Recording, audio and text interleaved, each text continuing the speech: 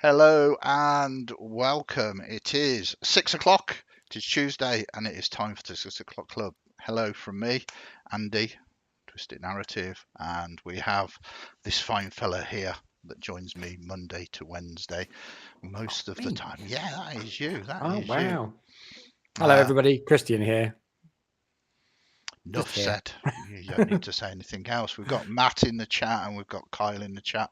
Hello to both of you. Both of you. Exciting. A new stretch goal has been added to the Kickstarter now. So Yeah. that's really, Um, really exciting. I've kickstarted it as well. I got the email, same as you. Do you wanna just mention what it is? So I will do, but I'm going to have to bring it up again because I got the email earlier, Well, you read it, and raised went, that it. sounds really. I haven't got it Yes, but we're prepped. not a professional outfit. Yeah, So, yeah. yeah. No, it's adding. So basically more art into the inside of the book. I mean, the art, as you've already mentioned when Matt was on here, the art's amazing. Yeah. So I really hope that this stretch goal gets hit because I'd love more of that art, please. Much more of that art. So yes, it's just really exciting, Yeah. really, really exciting. It's so good. So a big thumbs up, Matt. Thanks for the extra stretch. Hopefully we can get it past that point as well. It's all going very very well. I'm chatting to Matt on Thursday as well about the stuff that we're Ooh, doing. So it's exciting. it's good times. It is indeed good times. And Kyle's in chat as well. And I just want to do a quick shout out to you, Kyle, and say, message me if you want to be in any of these games. Don't be shy about it. I know that you've kind of subtly mentioned it. You are more than welcome. The games kind of, fill up mainly because we are minimizing the numbers of players so that when we stream it, we don't get a lot of players that are sort of talking over each other. It just controls the flow for the viewer a little with 3 to 4 sort of players. But you are definitely welcome. Definitely welcome. So don't be shy about it. Just message me if there is anything that you catches your attention, and we'll try and get that sorted out for you. You're a great player. It would be an honour to have you playing on the stream.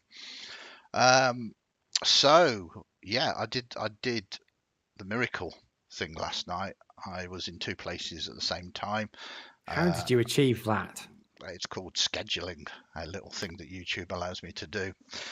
um, so yeah, I like video games. Are they called video games still? Computer I'm not games? I'm not the person to I ask. I don't know. mean, Anyway, I like. like I know what the current lingo is. And I decided to do. There's a new early access survival game that I like survival games very very much called Sons of the Forest. What I decided was I'd record myself as a playthrough, but rather than just me kind of being me, I decided to do it as one of my favourite NPCs, non-player characters, which is Captain Dove, and I wasn't sure whether it would be workable or whatever. But it seems Christian enjoyed watching it last night, I and did, I yes. paid him. And Kyle's mentioned my favourite bit as well. Right. So there is more of that. It is scheduled 7 o'clock every night. I'm going to call up the thumbnail that I did. Day two is going to be tonight at 7. Please spread the word if you are enjoying it. I'm terrible with imposter syndrome. I never know whether people are going to like it or I'm just wasting my time or whatever. I'm not wasting my time because I enjoy playing the game anyway. You'd be playing it anyway. Yeah, exactly. And I like to think you'd be pretending to be Captain Dove, even if you weren't recording yourself. I mean, you just know me too well, to be perfectly honest. Office door is closed. Yeah, yeah. Just people standing outside here. Hello, shipmates. That's right. Yeah, I've got a number of NPCs, and they help me through my general life. So yeah, any sort of comments on it? I just kind of mentioned it Oh, just briefly because we haven't got a game last night. I really enjoyed it. I mean, as we were talking just before going online, I can't play survival games, not for any other reason than I have a very short attention span. Um, but I do enjoy watching Andy play them. So when you used to play Conan and Yeah, things like that.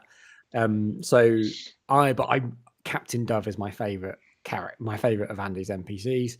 And I really enjoyed just hearing you interact with the NPCs and tell them to come along with you. And again, just I'd like to my point out favorite line. it is actually quite difficult because none of the NPCs talk to No, you they at don't all. talk. It's No, just like, no. okay. I think it's because it's early access. Mm, And I think there's going to be more cinematics and things kind of added as it goes to release. But I wanted to play it early. But I'm having a ball, and if it's popular, if people like it, I might do others. I mentioned the Elden Ring one that I'm going to do anyway. I think I'd really because like that. I want to replay it so that I'm kind of ready for when the expansion comes out. Just make sure you don't complete it. Right. If if if if the word on the street is to be believed, Mm. you want to make sure you've gotten to Moog's Palace Right. Okay. Very good. Very good. Nice because to that's probably where the DLC is see going to it's going to start. start. And Right. historically in the Soulsborne games, you go to the DLC by going to a specific location, Yeah. and that location transports you to the DLC. Yeah. So thinking is Moog's Palace. There's a certain thing in the Yeah. Yeah. Mogwin Yeah. Yeah. Dynasty Yeah. Palace Yeah. that's what will take you to the DLC. Not don't want to spoil it for anyone No. that No. hasn't No. played No. it, No. No. and for anyone that hasn't played it, well, give it a go. Mm. And I'll be doing some plays and walkthroughs at some point. I'm also working on a few other ideas as well. If these kind of things are popular, alongside doing all of the role play stuff as well. Anyway, talking of role play stuff, we'll have a quick chat about tonight's game, and then we'll go into the questions that were asked in Yes. Discord. So, Vampire the Masquerade, which I will Mm. mention is going to be the next Tales of the Smoke one after tomorrow's Call of Cthulhu. I love this game. I love both the tonight's game, but also Vampire the Masquerade Yeah. as a game. Um, Christian's in it again. Do some chatting. Well, I mean, it's been really interesting seeing all the threads come together because we've been playing this game for quite a while now, and we've had a lot of disparate things or things that felt disparate to start with, and now they're all starting to converge a little bit. And we're also still working on our characters. Our characters are developing. There's quite a lot of character stuff as well. So Dip, which is Elsa's character, Dip is opened a bar, and we've been kind of going through that and some of her backstory. Franziska, that's Rachel's character, has been helping with that. We've seen glimpses of kind of Gasper, Andrew's character's called backgrounds. And there's been some stuff going on with Francois, which is my character as well. But we're all really different characters, and the thing that I'm enjoying the most is seeing us as a coterie, because they're by rights we're none of us are none of us are the same. None of us are Camarilla. Oh, sorry. Some of us are Camarilla, some of us are not Camarilla, and we've all kind of had to come together and be this coterie out of necessity. And we've just kind of stuck together because we found we're quite strong together. And yeah, it's been really fun sort of acting that out and seeing what the interplays between the different characters and all that sort of thing going on. It's been really, really, really fascinating. Yeah. And a heck of a lot of fun to play in because I've not before we did this game, I'd not played Vampire. So it was a slightly new system to me. I say slightly because I'd played Werewolf once before. But no, I mean, I really enjoy the world. It's all it is very real world based. I mean, as we're playing, Andy will say locations, and there'll be real world locations, which is great because it means you can look at them on a map and place it. Yeah. And I'm a big fan of having a good map, being able to say that's where we are there, that's where we are there. That's that sort of thing. It helps me put things in my head when we are doing theatre of the mind. But no, I mean, it's we're pulling at these threads to try and untangle a conspiracy that's potentially hundreds of years in the making, and it's absolutely fascinating. Skill Gannon's just asked which edition of Vampire do we play. I don't know. It's That the version. yeah, it's Fifth, the isn't it? latest. Yeah. I think it's fifth. Yes. I think it's called fifth. Elsa Yes. is and Andrew, if you're about, they know. But it's the latest edition. It's Modern Yeah. Knights. The reason why I chose that, it's the latest edition. I am pulling in backstory from some of the older lore and some of the stuff that fifth, or rather the latest edition, hasn't touched upon. Mm. I'm including as well, because it keeps it fresh, it keeps it interesting. In terms of big lore, um, some of that's in there. For instance, this is New York by night, so um, I chose New York as a setting because it's quite an interesting setting. The Sabbat held it to sort of the 90s or late 90s, and then it was taken over by the Camarilla. But in Kindred time, those 20 or so years is just a blink of an eye, Yeah. So it's still tenuous. Um, there's a lot of politicking going on, obviously, behind, and I also like to include quite a lot of aspects of the world of darkness as well. The kindred have come across some changelings. Um, they've come across a mage, and I like the bigger world of darkness rather than just sort of concentrating upon. Yeah.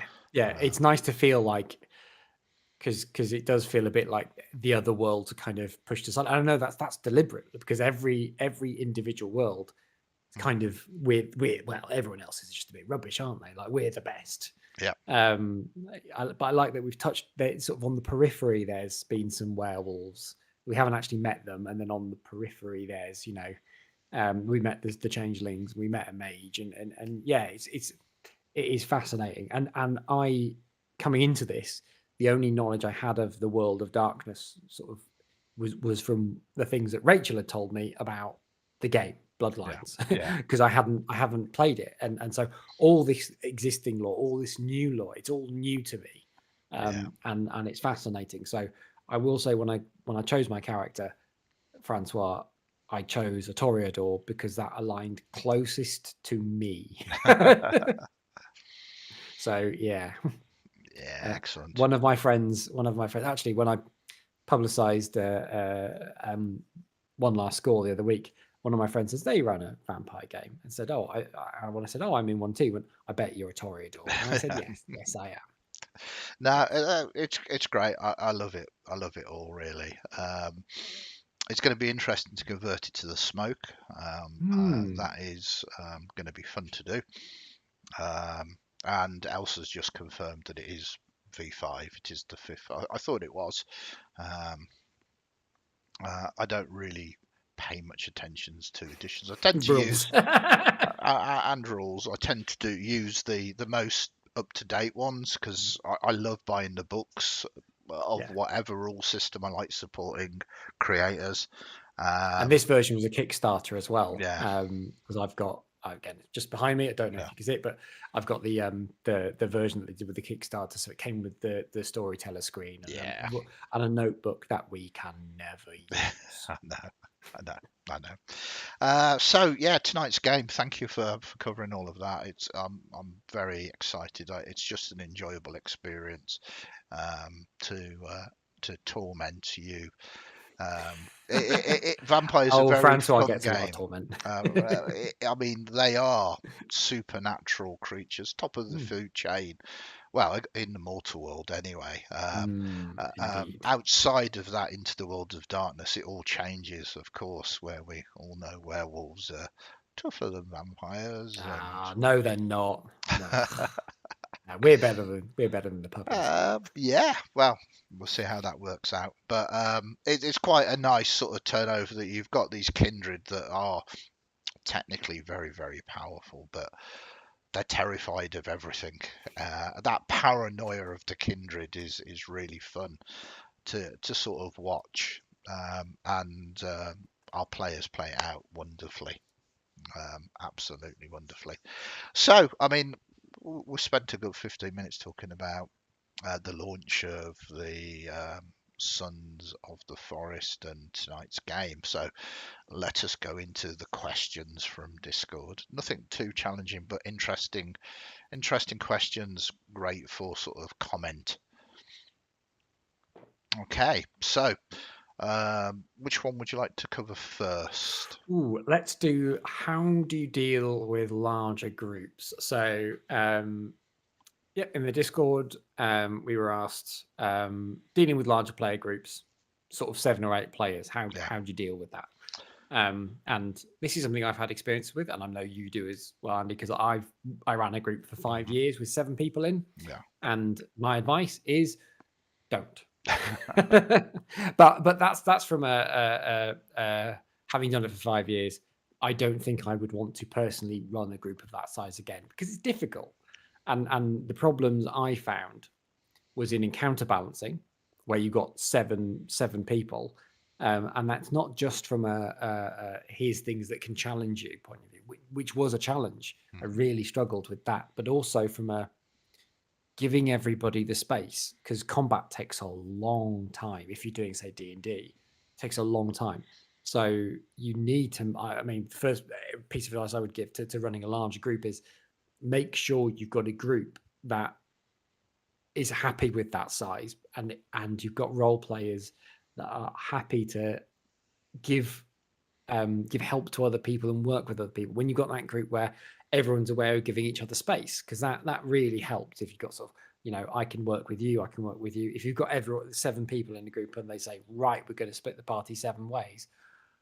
Oh God, no. Yeah, yeah. I mean, it's a challenge. The reason why it's a challenge is that most games are designed for 4, maybe 5 people. They can go up to any kind of number of players if you wanted to, but by adding more players, you change the feel at the table and uh, the maths behind the game. Now, some games don't have math because they're storytelling games, so it's a different dynamic for those type of games. But great advice initially anyway is that first and foremost, as we always say, make sure everybody is happy with those numbers and they're happy with the system that they're playing with those numbers. And systems are different. If you're playing 5th edition D&D, combat is slow and can be clunky. So you can help that along by ensuring that everybody knows when their turn is and perhaps signaling to them that their turn will be next.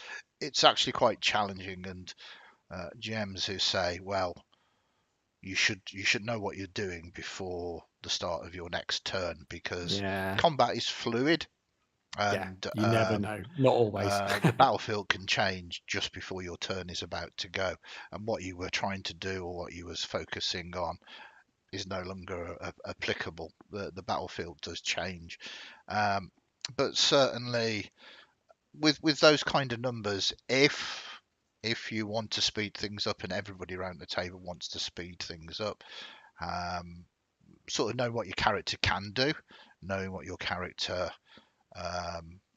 what the spells, what the abilities, how they function, how they work, so that when you suddenly go, right, I want to cast Fireball, and you go, right, where do you want to cast it? I'm not quite sure. Where's the best place for me to cast it? Yeah, Well, what's the radius or diameter of a fireball? I don't know.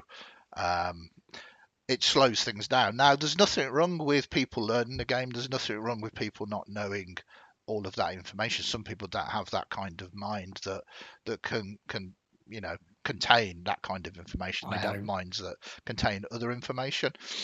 Um, but if you're running for a larger number of people and you don't want combat to be slow, everybody knowing what their character can do speeds things up Yeah, substantially. Telegraphing that it's going to be your turn next start thinking about what you do, can speed combat up. VTTs help with that because when we play in Fantasy Grounds, I always have the combat tracker open. Mhm. When in Roll20, the moment I click to open the combat tracker, I know that everyone else can see that combat tracker. Yep. And that helps. I mean, if you're in person, people use bits of paper or like I know there's some people have like cutouts and they put them in the place, or I always just used to write it down on. I had a wipeable battle map and I would Yep. write down the combat order there so everyone could kind of Mhm. see when their character was doing things. I guess one of the questions I've got is how do you make sure everybody in a group of sort of 7, 8 people, 9 people even, how do you make sure that everyone's got some time to shine? Well, I mean, that's a question. The first thing is knowing that you want to give people time to shine. So when you're aware that that is the intention, that during a 3-hour session you kind of want to make sure everybody has a piece of the cake or pie or whatever.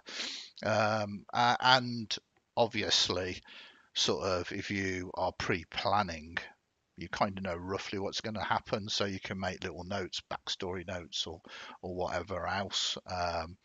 Sometimes it doesn't happen in a game. Making a note that next game you want to make sure that the player that didn't get a piece of the pie gets a piece of the pie. Um, it's supposed to be fun for everybody around the table, and it can be challenging as a GM when you get um, entertaining players that are entertaining. They're not necessarily domineering or just like the sound of their own voice. They're proactive. They are, as I say, entertaining everybody else, and everybody's having fun there. And you can, as a GM, be drawn to that kind of player, because when an NPC comes in and starts role playing, especially if as a GM you like the role playing aspect of it, they start role playing back at you. Yeah. Um, Yeah. and you have to kind of stop your GM enjoyment of role playing to realize you're there to spread the story around. And you can, as the NPC, ask leading questions to some of the other players to try and bring them in. Um, or what you do is you create NPCs that will turn up at some point that they should be interested to sort of Yeah. talking to. Yeah. And it's important, but equally there are some players that are either very, very shy, that they kind of want to be there, they kind of want to watch the story that's going on, they kind of want to roll the dice and get into combat, but they don't want to be necessarily put into the spotlight. And either having empathy for that or having a conversation with them, um, whether they want to slowly um, sort of dip their toes into that role playing water and gain their confidence with it, or whether they are happy just sitting back. But it's important to have all of these conversations. They don't have to be face to face. You can do it in Messenger Yeah. or whatever. But sort of transparency around the table. Everybody's here to have a good time. Having these, I hate to say it, but adult conversations. How can we make this game better for everybody? Is always a question on my mind. Mm. Um, but I think one of the questions about it is, how do you balance for larger numbers, especially when the game is Yeah. designed for 4 or 5 players. Because you got to think like with sort of a standard party of 4 or 5, you could have a party where they decided to balance. You've got a healer, tank, DPS, Mhm. sort of the standard stuff, or you could have a party of sort of, well, we're all going to play very talky characters and see where that gets us because that's going to be fun.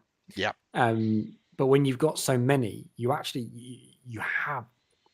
can have all the archetypes, and I yeah, don't just mean in D&D terms, but say Shadowrun, hmm you could have a face, a rigger, a decker, a technomancer. You could have every base covered, hmm so you effectively have a party that can do everything. yeah, And yeah, how would you balance for that? Where effectively you have every answer possible. You can't throw. It'd be difficult to throw a curveball at the party Yeah. without them being able to tackle it. So how would you throw curveballs? How would you surprise a group where they can do everything? Yeah, it's interesting. There are quite a lot of things you have to do, but you have to break the rules.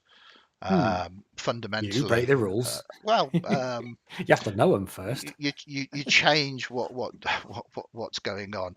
Uh, when you get more than 4 or 5 people at the table, the rules are broken Yeah. fundamentally.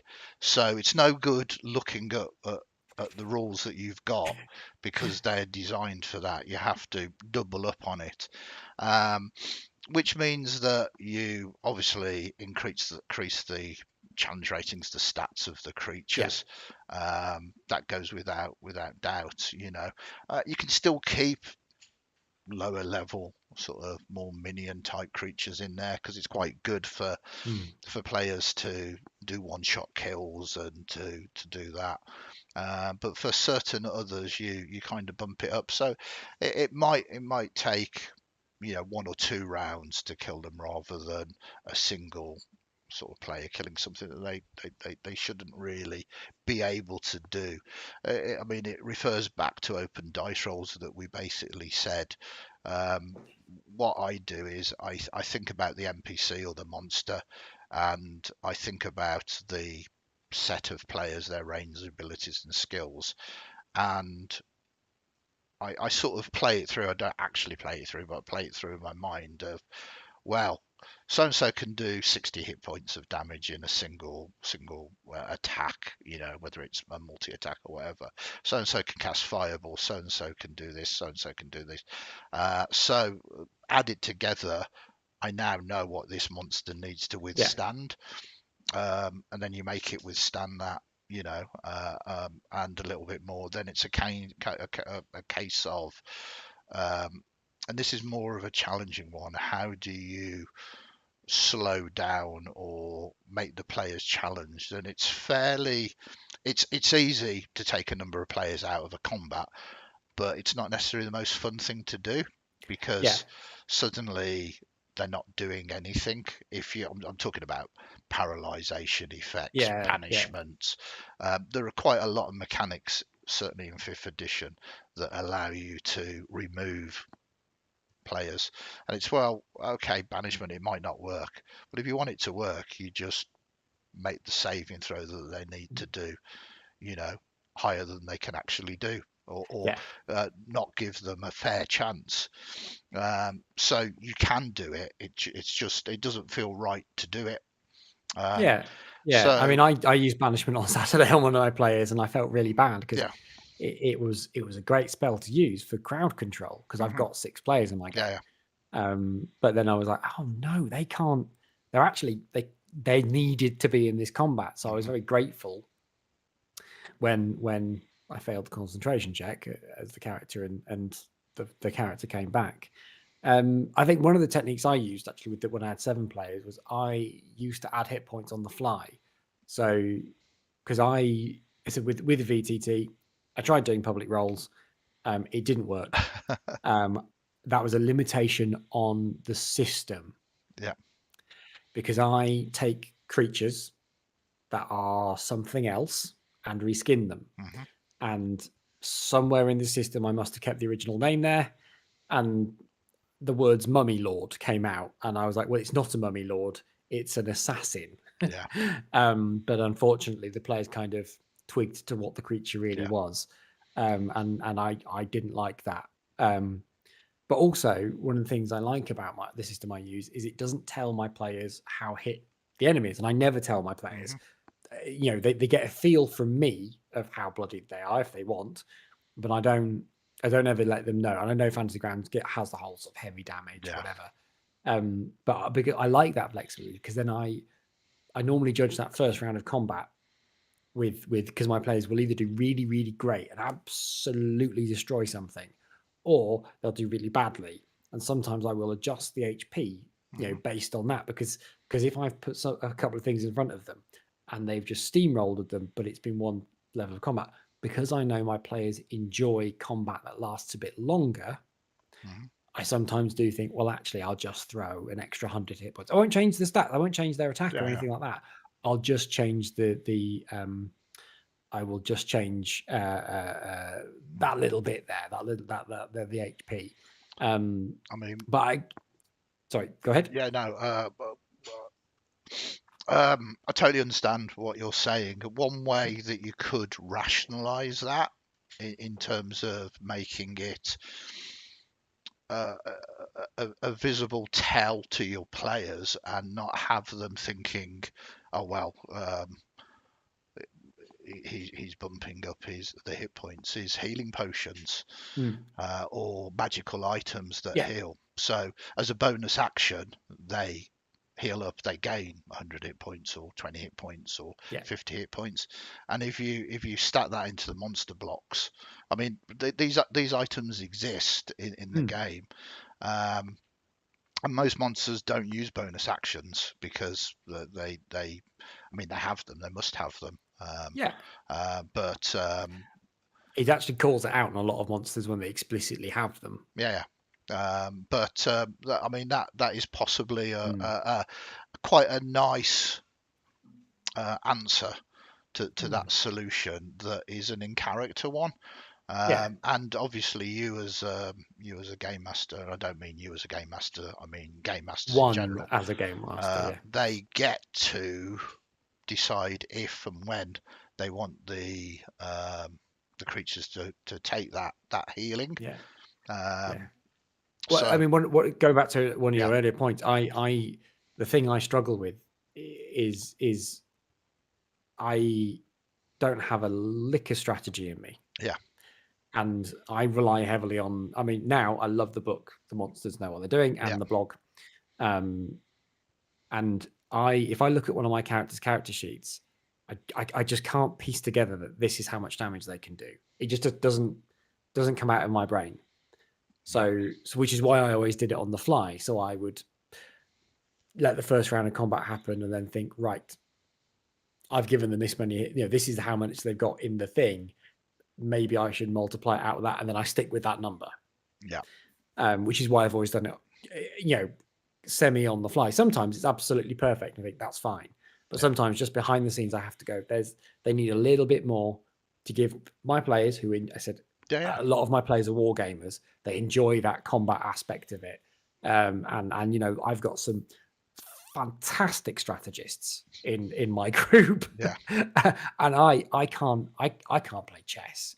I mean, I will be in checkmate quicker than anything else. If anyone wants to win a game of chess, play it against me, um, because I don't think those turns ahead. So I said I do rely on those books to Yeah, help me.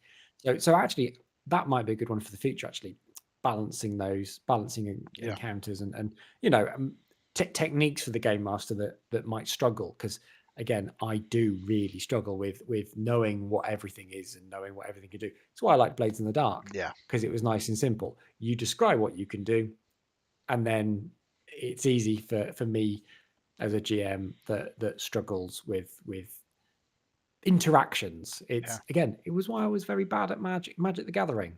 I like playing it, yeah. but as you remember, I was quite often last in any tournament I was in. Beautiful artwork and cards. No Oh one yeah, can. yeah, yeah. Um, yeah. So I mean that sort of answers the question a little bit. I mean, I was going to say as well, rather than taking the characters out of the combat, what you do is you do the thing that a lot of GMs don't like, and you split the party. Yes. So there is, at that climactic time, two things that need to be done at the same time. And what you can do is you have both combats happening at the same time, or both things happen at the same time. So you are in initiative through it, even though they are in two separate locations. Okay. Yeah. And then you just run down the initiative. So everybody's in the game, but you've got two things going on. Hmm. And you've got a 4 and a 3 then, and therefore the maths should work Yeah. out for both Yeah. groups Yeah. Yeah. It perfectly. works quite well. I mean So that. Sorry, go on. Yeah, no. I was just repeating myself. I guess kind of one of the follow-up questions, which is sort of tangentially related to Hmm. that then, and it's more something I'd like to know your opinion on really, is running not sub combats, but broken party combats where effectively you as a GM, you plan some encounters. And one of the encounters is basically going to be a combat. You know it's going to inevitably be a combat. So how do you deal with that when the party's split and you've got maybe, say, a party of 6 or party of 5, 2 or 3 of them have gone off to do something, and that is now involving a combat? How do you balance that with the rest of the party that isn't in that combat? I normally, if you say the party have split and they shouldn't have split, Not that they shouldn't, but like but actually probably they shouldn't have split yeah, because maybe it is a dangerous location. what I How tend do you tell? to is advanced story tell that, Mm, and it happens, um, and they suffer the consequences of them happening. yes. I don't really balance it. I try, especially online. It's incredibly difficult to communicate, but I always try and communicate the things that the characters should have learned on their journey. And I mean, the perfect example was collateral damage a couple of sessions ago when Mhm. Adran the mage decided to go on a solo adventure.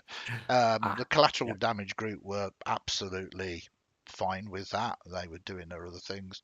Unfortunately for Adran, the bulk of the group caught up with him and helped him out.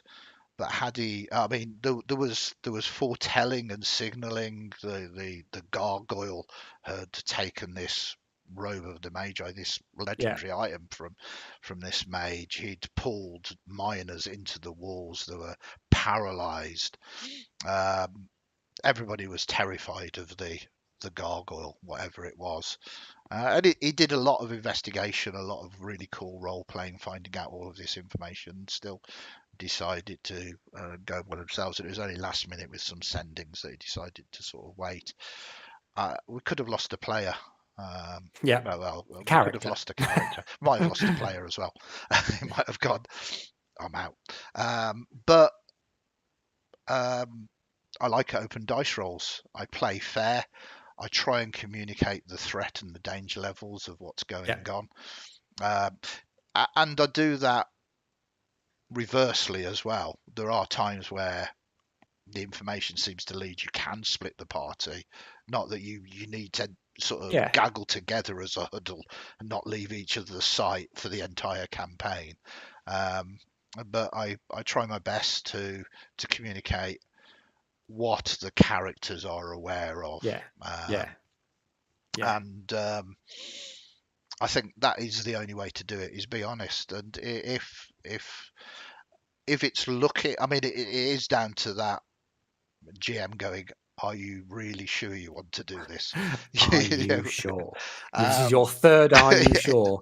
Are you sure you wish to ride this Umber Hulk into this giant black hole where you know there's an eldritch creature yeah. down there? That was an actual question I asked one of my players 3 times, and he went, "Yeah, sounds like fun. Does it sound like fun?"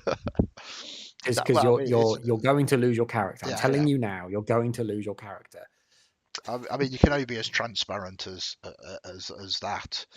Yes. Um, you know, um, but I feel I've done my I've done my bit as a Mm, storyteller and a GM, trying to telegraph and signal all of that, and then we let the story play out. I'm very keen on letting the story play out, yes. Yeah. um, rather than fudging dice. And I mean, like, or if the players are aware that there are no consequences to their actions, Mm, that this mage could have gone down there and he should have died by all rights, but you then have gone, oh, okay, well, you've won. Um, yeah. it sends, I think, a dangerous message that Yes. Yeah. there are no repercussions to No. the world. No. Um, or even worse, it can create like, well, you let him win, why aren't you going to let me win now, sort of thing, Yeah, um, yeah, so yeah, simple answer to that is that we try and tell a good story, we try and communicate the information they need to make these decisions, but once those decisions are made, all they're gloves are made. off. Yeah, yeah. Yeah, yeah, And I yeah, take no pleasure in character death, absolutely not. um, Very few characters die in my games. yeah. Although tomorrow night, Call of Cthulhu, who knows? Um, And Mork Borg, yeah, yeah, actually, Mockball. I would say I kind of wish we had lost a character when we played Yeah, Mork Borg I didn't know previously the because that would have system been very great. well. I didn't know the system very My, well. and my character was a tank. Yeah, yeah, He just couldn't die. He couldn't do much damage, but he couldn't die. So yes, he had more than the one hit point that you get. yeah. Um, so I think that has covered it certainly with that number Hmm. of players. I mean, it hasn't covered it. There are No, so but many so many ifs and buts. What system are you playing? Do all the characters, are they happy to sit and watch other people role play? hmm. Do they get pleasure out of watching that? Kind of like watching a live stream. What Um, what's the largest group you've DM'd for, just out of interest? Back in the shop, we used to do a Wednesday daytime crazy drop in and play game, and that was, I think we got to 15, 16 players. Wow. It was mainly, Wow. it was Dungeon of the Mad Mage before Dungeon of the Mad Mage Hmm. came out. I was using the second edition version of it. Ah, This okay. was this was with fifth edition rules. Yeah. They just hadn't released Dungeon of the Mad Yeah. Mage at that point. Um, but everybody around the table knew what they were getting themselves into.